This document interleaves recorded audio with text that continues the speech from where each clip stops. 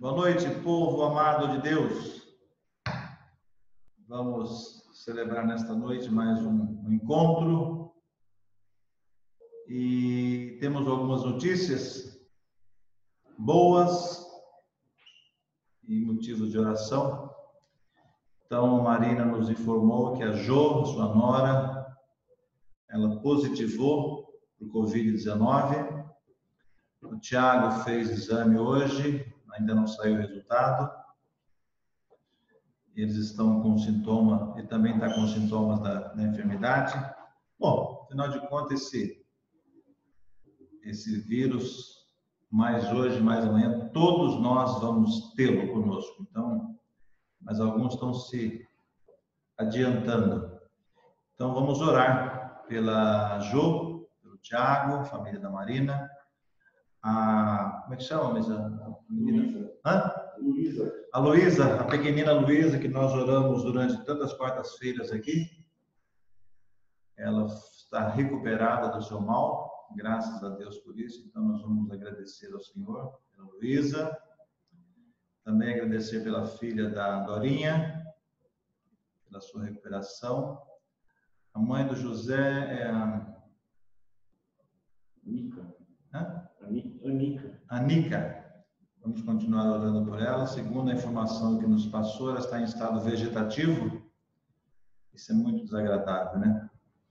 Mas nós louvamos a Deus pelo nosso encontro nessa noite e cremos que o Senhor vai falar aos nossos corações. Próximo domingo nós teremos conosco o nosso amado irmão Marcos Milan, que estará ministrando a palavra aos nossos corações. Hoje é o Rubens. Domingo passado foi o Eliel, hoje o Rubens, domingo que vem o Marcos Milan. Tá bom? Então vamos orar nesse sentido. Que Deus possa nos abençoar. Tá ouvindo aí, Joaquim? Dá um sinal. Tá, então daqui a pouquinho nós vamos pedir para você orar. E agradecendo a Deus por isso. Eu tinha mais um detalhe que me fugiu. Mas tá bom. Nós vamos ouvir hoje o coral de Menino Jesus. Aquela quarta-feira nós não conseguimos, que deu tilt. Mas aí os experts em informática deram jeito. E nós estamos com ele na agulha já. Então nós vamos orar louvando a Deus, agradecendo, pedindo por esses pedidos que nós fizemos menção. E também por aquilo que nós vamos ouvir nesta noite. Joaquim, então você ora para nós?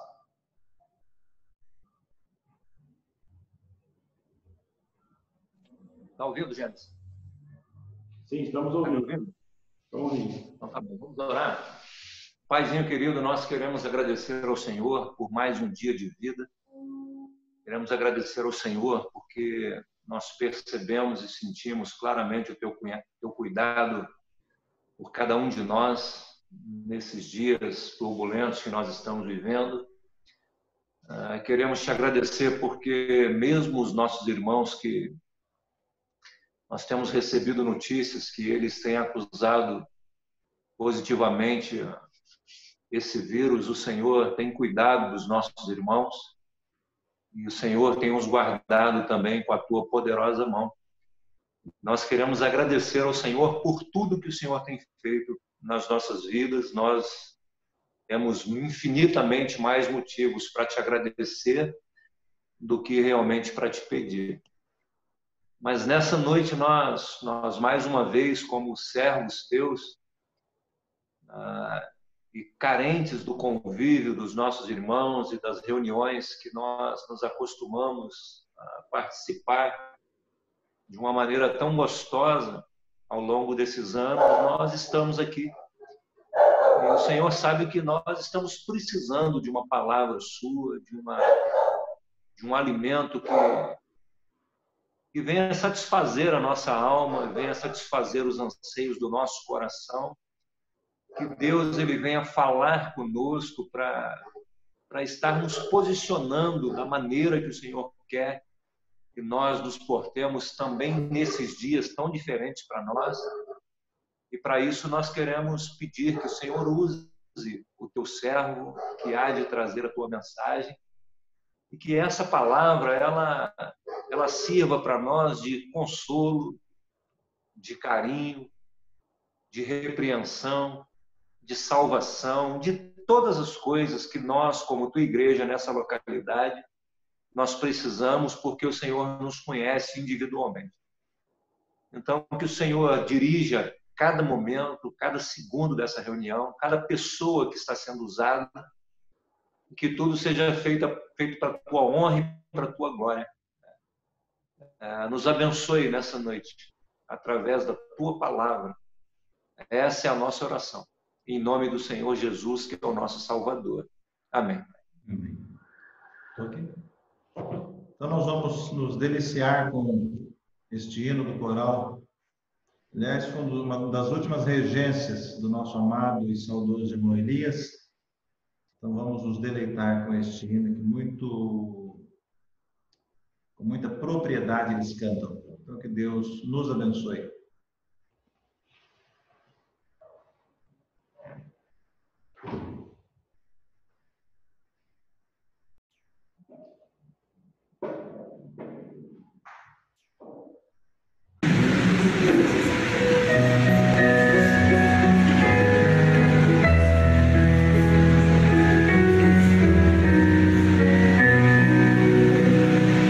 Jesus, Salvador, veio com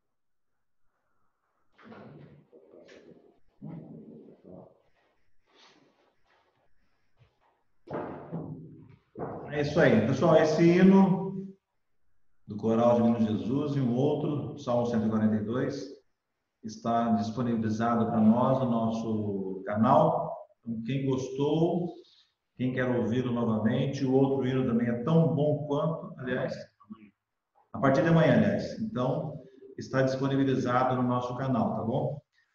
E esse nosso amado irmão Elias, como já disse outras vezes, no dia 22 de janeiro deste ano, ele foi promovido à glória celestial. E tem deixado muita falta naquele lugar. Aliás, alguém acha errado isso, mas cada um dentro da sua designação, um irmão insubstituível, um dos irmãos mais extraordinários que eu tive o privilégio de conhecê-lo. E tem nos deliciado essa noite com esse hino. Então, nós vamos ouvir a palavra do nosso Deus. Vamos passar então para o nosso irmão Rubens, que há de nos trazer a mensagem, que Deus possa abençoá-lo.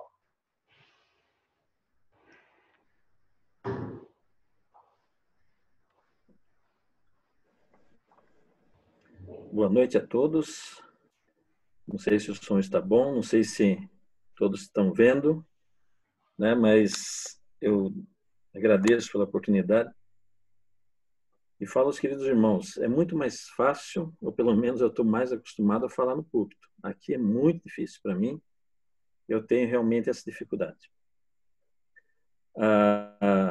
Convidar os irmãos, eu sei que alguns têm a Bíblia perto, aqueles que estiverem, ou um aparelho, para lermos no Evangelho de Mateus, capítulo 15, do versículo 1 ao versículo 6. Mateus, capítulo 15, verso 1 ao verso 6. Diz o seguinte: Então vieram de Jerusalém a Jesus alguns fariseus e escribas e perguntaram: Por que transgrides os teus discípulos a tradição dos anciãos, pois não lavam as mãos quando comem? Ele, porém, lhes respondeu: Por que transgredis vós também o mandamento de Deus por causa da vossa tradição? Porque Deus ordenou: honra teu pai e a tua mãe, e quem maldisser a seu pai ou a sua mãe, seja punido de morte. Mas vós dizeis: se alguém disser a seu pai ou a sua mãe, é oferta ao Senhor aquilo que se poderia aproveitar de mim, esse jamais honrará seu pai ou a sua mãe. E assim invalidastes a palavra de Deus por causa da vossa tradição. O Senhor abençoe, queridos, os nossos corações. A palavra do Senhor já é abençoada, né? A gente não precisa pedir bênção por ela já é abençoada, porque o nosso Deus é o que fala através da sua palavra. Meus irmãos, nesses dias de pandemia que nós temos ficado em casa, a gente começa a pensar em algumas coisas, né? A nossa mente vai para lá, vai para cá, e eu cheguei a uma conclusão. Eu cansei de ser brasileiro. E eu vou ser mais sincero, eu não quero mais ser brasileiro. E eu convido os irmãos para que todos nós deixemos de ser brasileiros. E alguém pode ficar assustado, né, com isso. Talvez alguém fique preocupado. Fala, será que ele vai virar argentino agora? Não, não vou. Mas eu cansei de ser aquilo que o brasileiro é. Não sei se você, o irmão, a irmã, já percebeu que o americano parece que é mais esperto que nós, né? O americano, aquele que nasce na América, nos Estados Unidos, ele não se chama americaneiro. Quem nasce na Austrália não é australianeiro. Quem nasce na Índia não é indianeiro, é indiano, é australiano, é americano. Nós nascemos no Brasil, somos brasileiros. Por que eu estou falando isso? Essa terminação eiro, né, marceneiro, engenheiro, leiteiro, é própria de profissão e não de nacionalidade. Quem eram os brasileiros? Por que são assim chamados?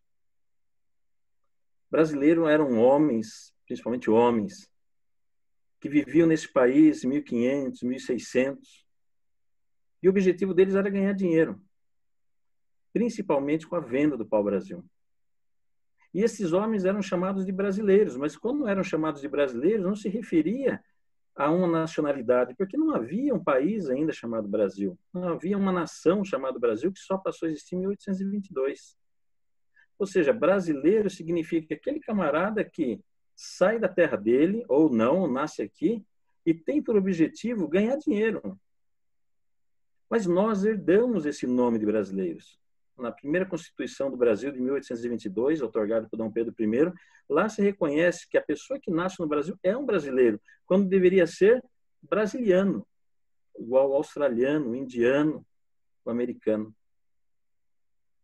Agora, por que eu falo isso? Porque quando nós lemos aqui no Evangelho de Mateus, nós vemos que o Senhor Jesus Cristo fala de uma espécie de judeu. Nós vemos que o Senhor Jesus Cristo está falando de uma característica de alguns judeus que davam um jeitinho em tudo, que eram experts em dar jeito. E isso me lembra um povo que nós conhecemos, que gosta de dar jeito. No capítulo 15, versículo 1, o Senhor Jesus Cristo está falando, o Senhor Jesus Cristo não, o evangelista Mateus está falando, então vieram de Jerusalém a Jesus alguns fariseus e escribas e perguntaram, você reparou de onde saíram esses escribas e esses fariseus? Eles estavam saindo de Jerusalém. O Senhor Jesus Cristo está na Galileia, está perto do lago de Genezaré, daquele mar que nós conhecemos, né? De água doce, que disse o irmão numa das suas falou num desses dias. A distância aproximada são mais de 100 quilômetros. Eu não sei se esses homens foram com esse único objetivo ali, mas o objetivo, nesse momento, desses homens que saíram de Jerusalém, eram implicar com os discípulos e com o Senhor Jesus Cristo. Eles não estavam ali para ouvir do Senhor Jesus Cristo. Eles não estavam ali para conhecer o Senhor Jesus Cristo. Mas a preocupação deles, no versículo 2, é de uma possível transgressão. E nesse trecho você vai ver que existem duas perguntas. A primeira pergunta é feita por esses homens ao Senhor Jesus Cristo. E a pergunta é, por que transgridem os seus discípulos as Escrituras? É isso que está escrito? Mas ele está perguntando aos discípulos, por que transgridem os teus discípulos a tradição dos anciãos? Esses homens não estão preocupados com as Escrituras. Eles não estão preocupados com aquilo que Deus colocou lá no Velho Testamento. A preocupação deles é a tradição dos anciãos. A preocupação deles é essa. Quando se fala de tradição, muita gente, né, torce um pouco o nariz. Tradição nem sempre tem uma conotação negativa. Se você olhar no Novo Testamento, às vezes Paulo usa essa expressão como conduta, como doutrina, e algumas coisas semelhantes, e aí é uma boa conotação a palavra tradição. Mas aqui, nesse fato, nesse momento, quem está perguntando são os discípulos. Eles estão preocupados não com a palavra de Deus, eles estão preocupados com a tradição dos anciãos, com aquilo que tem passado de pai para filho, com aquilo que não está nas Escrituras. Mas os estudiosos, os escribas, inventaram durante o decorrer dos anos. E a questão deles aqui é simples. Por que transgridem os teus discípulos a tradição dos anciãos? Pois não lavam as mãos quando comem. Eles estavam preocupados com os discípulos lavar ou não as mãos. E alguém pode dizer, olha, esses discípulos estavam à frente do tempo? Ou esses escribas e fariseus, porque é bom que lave a mão. Isso nós vemos, né, até nos dias de hoje. Mas, meu querido, a preocupação aqui não era higiene. A preocupação desses homens era a tradição. Porque aqui, o lavar as mãos não significa comer com as mãos limpas para não ser contaminado por um vírus, por uma bactéria. O lavar a mão aqui tem um simbolismo, tem uma tradição, é cerimonial. Lá no Velho Testamento, realmente havia alguns momentos que os judeus tinham que lavar suas vestes, lavar seu corpo, para deixar de ser considerados imundos. Mas isso de lavar as mãos aqui já era uma invenção por parte de muitos judeus. E a preocupação dos judeus é com isso. É com esse lavar as mãos de forma ritual, não por causa de higiene. E eu fui dar uma pesquisada e eu notei algumas coisas aqui. Eu abri no YouTube um rabino falando, e ele fala de lavar as mãos de forma cerimonial. Eu quero que vocês prestem atenção. Não que não estejam, né? Olha só o que o judeu hoje, eu não sei se na época de Cristo eles faziam isso, mas hoje eles devem fazer. Eles tinham que lavar a mão antes da refeição. A jarra onde vai a água não pode ser da torneira, tem que ser colocada numa jarra ou num recipiente. Ela não pode estar rachada. Ela tem que ter 2 alças. E quando você fosse lavar as mãos, você teria que pegar essa jarra ou esse recipiente com a mão direita, porque é a mão da bondade, segundo eles. Passar essa jarra para a mão esquerda, derrubar 3 vezes água na mão direita, passar a jarra para a mão direita, derrubar 3 vezes água sobre a mão esquerda. E ele diz o seguinte: e essa quantidade de água derrubada cada vez não pode ser inferior a 800 mililitros de água. Eu não sei de onde ele tirou esse número. Depois que jogasse água nas mãos, deveriam se juntar as mãos, esfregar, depois levantar as mãos na altura da cabeça. Isso eles fazem hoje, os ortodoxos. Recitar uma bênção e só aí enxugar as mãos. Há umas exceções, há uma exceção. Se aquilo que você vai comer, que o judeu de hoje vai comer, não tiver mais que 54 centímetros cúbicos, dá mais ou menos metade de um pãozinho, não precisa recitar a oração, porém precisa lavar a mão com todo esse ritual. Depois que você lava as mãos, você não pode conversar com ninguém, falar, e não pode andar. A distância que você pode andar são 11 metros. Se você fizer ou andar mais do que 11 metros, ou falar com alguém, conversar, você tem que repetir todo o processo. Porque você, se não fizer isso, é considerado imundo. E no finalzinho da fala dele, ele fala: olha, isto são as leis básicas. E eu fiquei preocupado, ou pelo menos um pouco curioso, sobre toda a lei. Se isso é o básico. Pois é, esse grupo de pessoas, talvez não com esse requinte de perversidade, vamos dizer assim, é que foi ter com o Senhor Jesus Cristo. Eles vão lá implicar com o Senhor Jesus Cristo, com seus discípulos, porque eles não lavam as mãos. O Senhor Jesus Cristo responde. Ele, porém, lhes respondeu: por que transgride vós também o mandamento de Deus por causa da vossa tradição? O Senhor Jesus Cristo está falando para ele: olha, a vossa tradição, a tradição de vocês é que tem transgredido a lei de Deus. E não o contrário. E o Senhor Jesus Cristo vai tocar na ferida daqueles homens. E ele vai, no versículo 4, ele vai falar o seguinte: olha, porque Deus ordenou, honra teu pai e tua mãe. E esses homens conheciam perfeitamente esse mandamento. Aliás, que é o primeiro mandamento positivo, porque todos os mandamentos é não, mas esse é honra teu pai e tua mãe, e é um mandamento com promessa. E ele vai falar: porque Deus ordenou, honra teu pai e a tua mãe. Quem maldisser a seu pai ou sua mãe seja punido de morte. E esse honrar pai e mãe, entre outras coisas, ia ou pedia para o judeu que ele cuidasse do pai e da mãe na velhice. Mas esses homens que estavam preocupados com lavar as mãos, com a tradição, né? Eles não viam o espírito do Velho Testamento. Mas esses homens que estavam preocupados com isso, eles inventaram algo.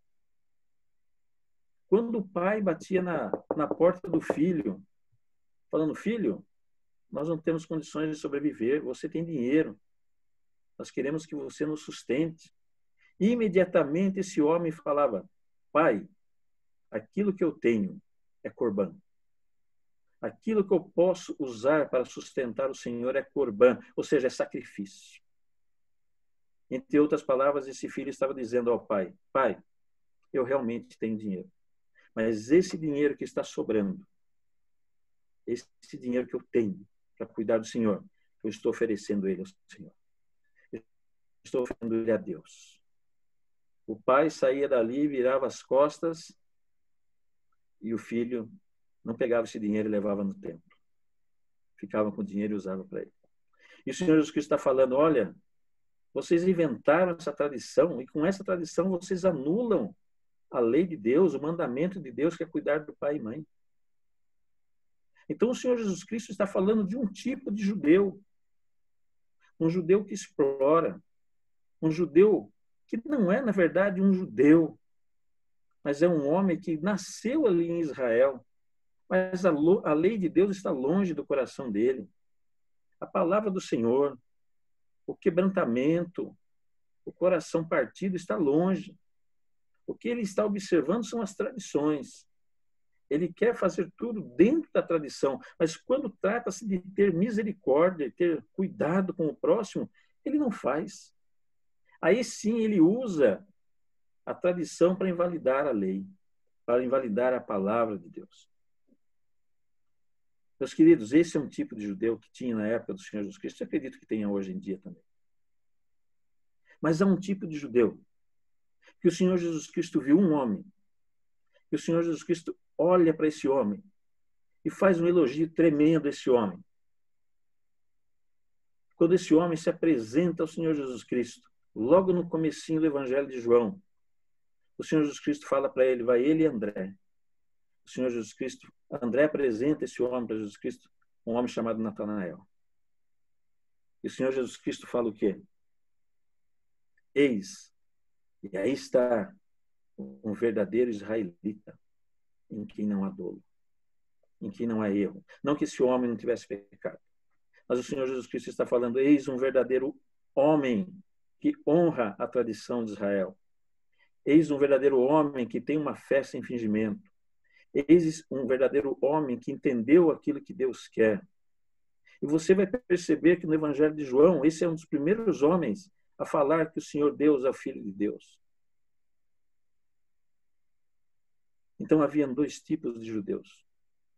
O judeu que estava preocupado com a tradição, que diante do Senhor e do Salvador andaram mais de 120, 100 quilômetros para implicar com lavar de mãos ritual. E havia um homem como Natanael. Meus queridos, quando eu falo que eu não quero ser brasileiro, é lógico que é um modo de dizer apenas. Brasileiro, se nós formos ver na raiz, é aquele homem que nasceu nesse país, que vive nesse país, mas ele está nesse país para completar, para ganhar, para esfolar, para viver à custa dos outros. Nós deveríamos nos chamar brasilianos, brasileiros que honram o país, que pensam no país, que não querem dar jeitinho em tudo. É lógico que ninguém vai deixar de ser brasileiro. Somos brasileiros até a nossa morte. Mas, do mesmo modo, como há brasileiro, como havia o judeu que estava interessado apenas em picuinhas, eu creio que há cristãos que estão interessados nisso. Meu irmão, não existe, eu creio que não existe essa palavra, mas eu acho que é hora de nós fazermos uma diferenciação. A palavra de Deus fala que os homens que seguiam, as mulheres que seguiam o Senhor Jesus Cristo, foram chamados de cristãos pela primeira vez na cidade de Antioquia. Irmãos, eles não foram chamados de cristianeiros, eles foram chamados de cristãos. Em espanhol, cristianos. Meus irmãos, a pergunta que eu faço para você e que serve para mim é um cristianeiro.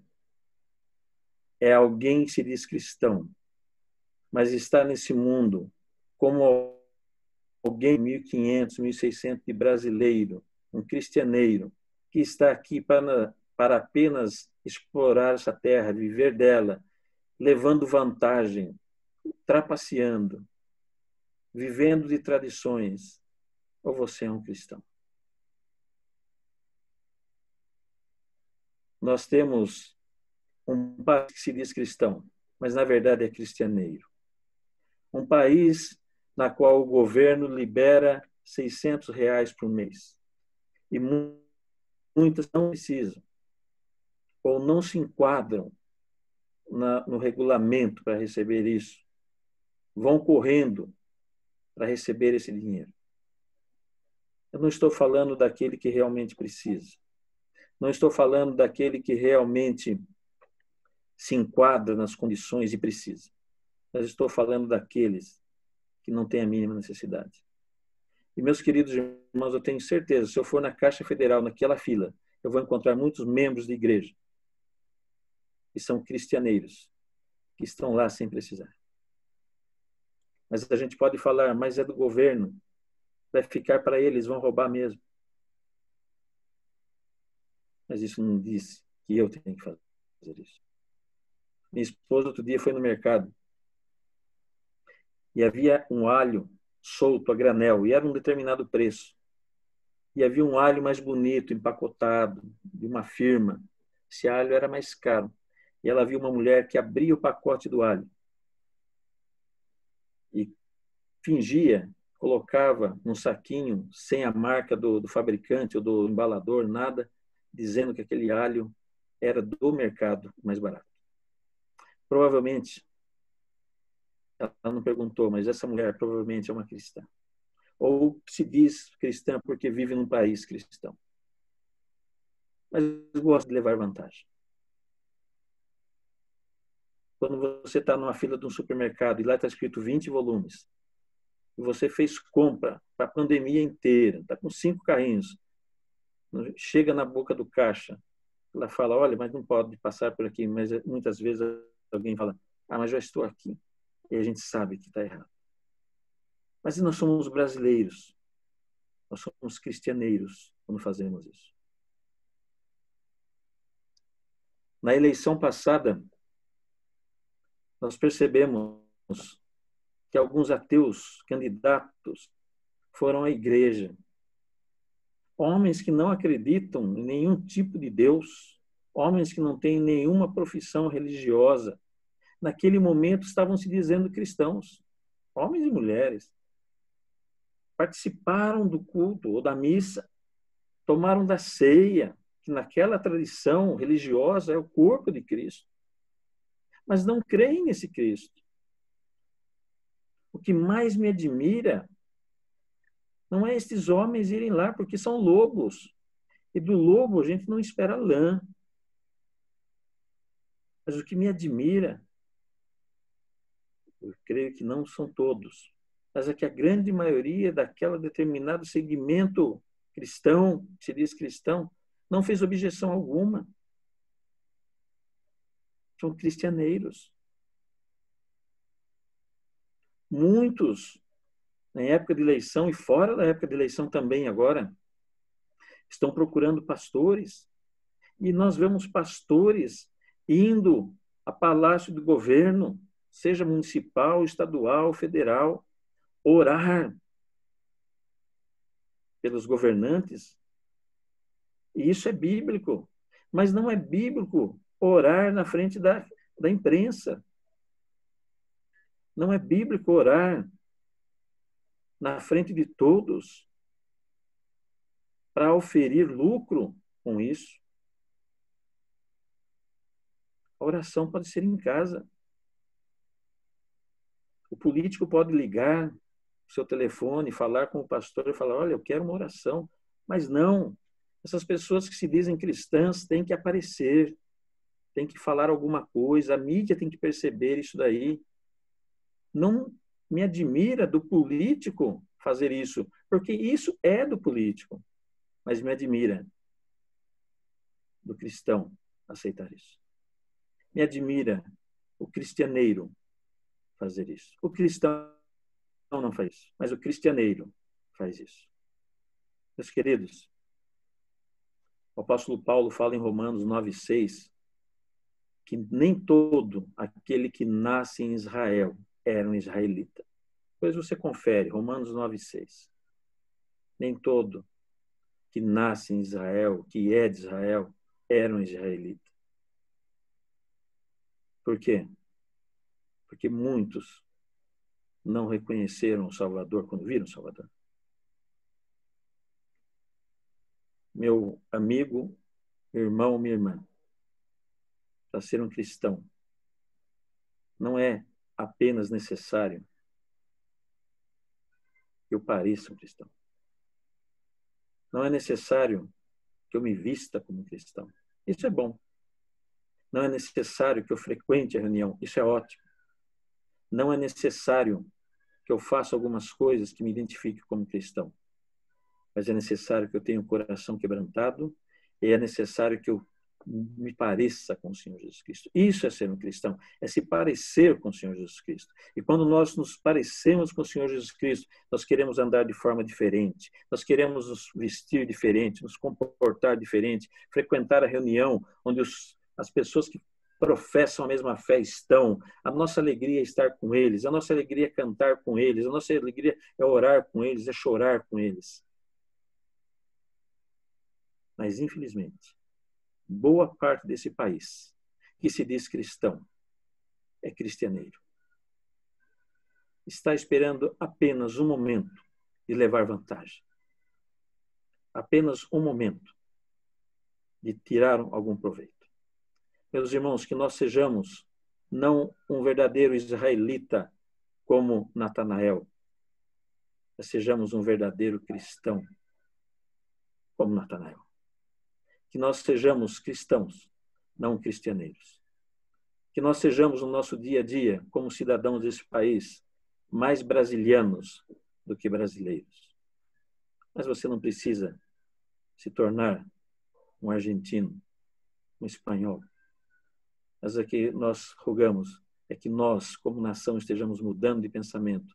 Agora, nós, como povo de Deus, todos, independente de que igreja for, nos tornemos mais cristãos, como dizem os espanhóis, cristianos, menos cristianeiros, menos vivendo nesse mundo, mas almejando o mundo futuro.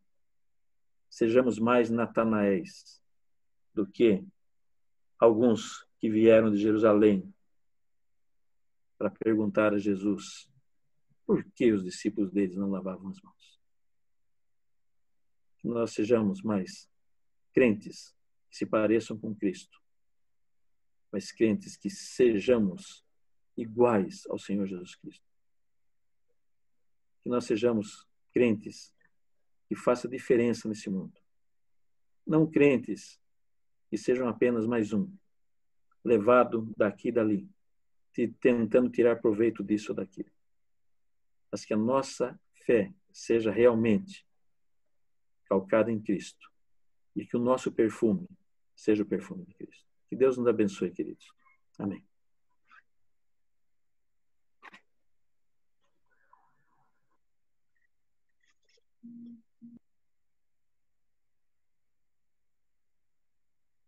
Não? Amém. Nós temos muitos, dá até para fazer um trocadilho, cristaleiros. Foi uma das experiências mais extraordinárias que eu vi esse final de ano. Um irmãozinho nosso lá do Nordeste, ele teve que fazer, já contei isso na igreja, teve que fazer uma cirurgia de câncer. E R$300 mil. Não é R$300, não. R$300 mil. E alguém ligou para ele e disse: a sua cirurgia está paga. Ele questionou: quem pagou? Foi Deus. O nome desse personagem que pagou essa cirurgia até hoje nunca apareceu. Esse é o verdadeiro cristão.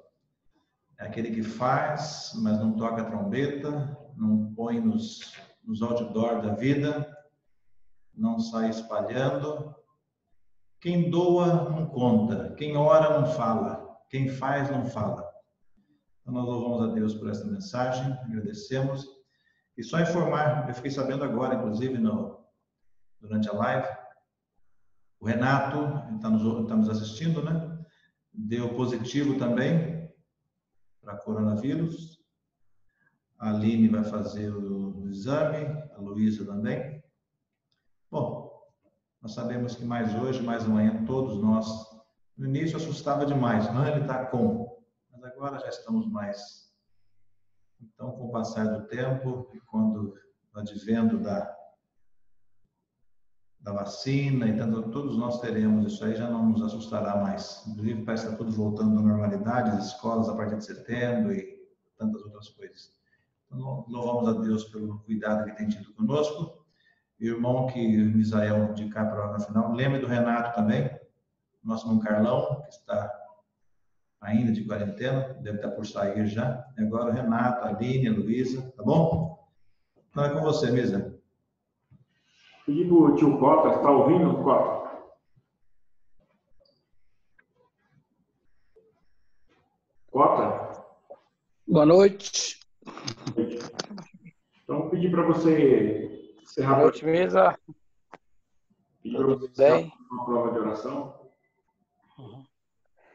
Pode orar? Vamos. Um pouquinho só. Aí é o Renato, a Aline, tá? O nosso irmão Carlão. E tem o primo do Márcio aqui também, o Márcio do Clube de Campo, o Rafael, tá? Que também estão todos positivos.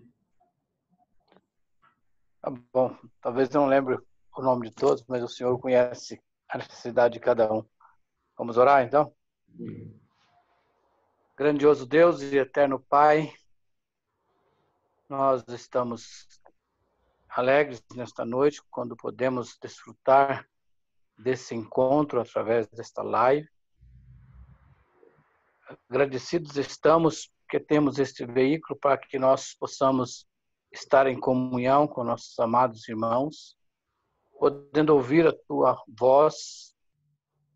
A tua palavra é a verdade e ela realmente cada dia nos anima, nos conforta e nos dá condições de continuarmos esperando no Senhor. Nós esperamos somente no Senhor, aquele que deu a sua vida por nós ali na cruz. Foi Ele que veio nos buscar, foi Ele que veio nos salvar, foi Ele que deu a sua vida por nós ali na cruz. Senhor, muito obrigado pela vida do Rubens. O Senhor continue abençoando a sua casa, o seu ministério, seus filhos e esposa, toda a sua família. E nós almejamos brevemente voltar, estar em comunhão com os irmãos na casa do Senhor, mas isso depende ainda de tempo e nós sabemos que em breve isso deve acontecer e nós aguardamos esse encontro ansiosos.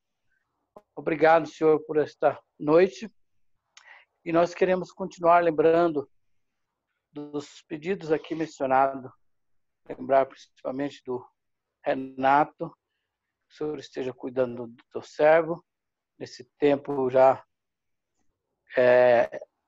feito o exame e está positivado, que o Senhor o abençoe, que ele possa simplesmente ter esse vírus, mas ele passar por isso sem nenhum problema. Também a Aline vai fazer o exame. Nós pedimos as tuas bênçãos, Pai. Lembramos da Jô, lembramos do Edelcio, da Marina, lembramos daqueles que precisam do cuidado do Senhor. Lembramos também do Carlão, de agradecer por ele, está em casa, está se sentindo bem, e nós agradecemos por cada vida, e lembramos e pedir por cada um dos irmãos, que o Senhor possa guardá-los, protegê-los, debaixo dos teus cuidados. Dá-nos uma noite de paz, e se amanhã nos pertencer, que possamos caminhar guardados pelo Senhor. Nós colocamos as nossas vidas nos cuidados do Senhor, a vida da igreja do Baeta, nos cuidados do Senhor. Abençoe cada um que pôde estar conosco nesta noite, ouvindo esta mensagem. É a nossa oração no nome do Senhor Jesus. Amém.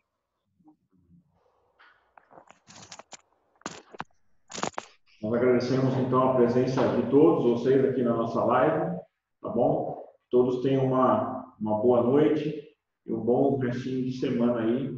Esperamos vocês no próximo domingo, tá bom? Forte abraço. Um abraço.